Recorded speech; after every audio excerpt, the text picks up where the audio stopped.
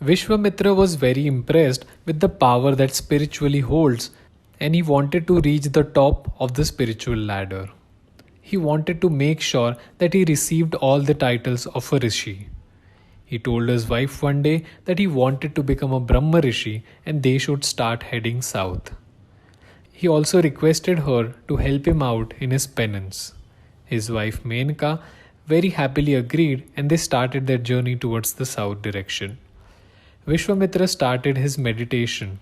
His powers were very well known to the gods and they had to send Menka and Ramba to break his penance and bring an obstacle in his journey towards becoming the ultimate sage. Vishvamitra and his wife gave birth to 4 righteous sons. His penance was so strong that Lord Brahma had to appear in front of him. When Brahma visited Vishvamitra, he awarded him with the title of Rajarishi. Rajarishi, in terms of Hinduism and Hindu Vedic culture, is known as the royal saint. A Rajarishi is the one who does not need to give up his kingdom or ruling and can still be called a sage.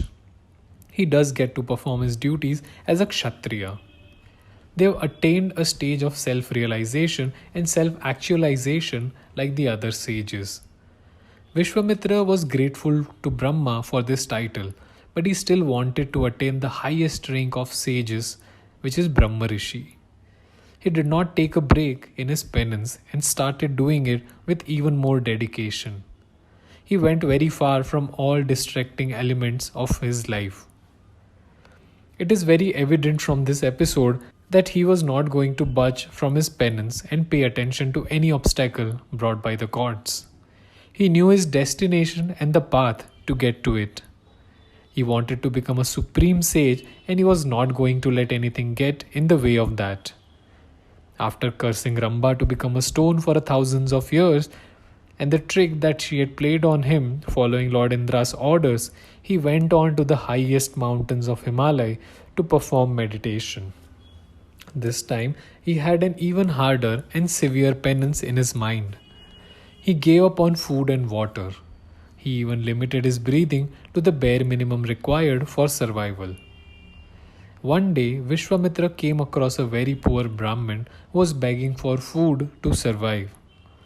Vishvamitra was ready to break his fast after so many years of fasting. He was about to consume some rice when this Brahmin came to him and requested food.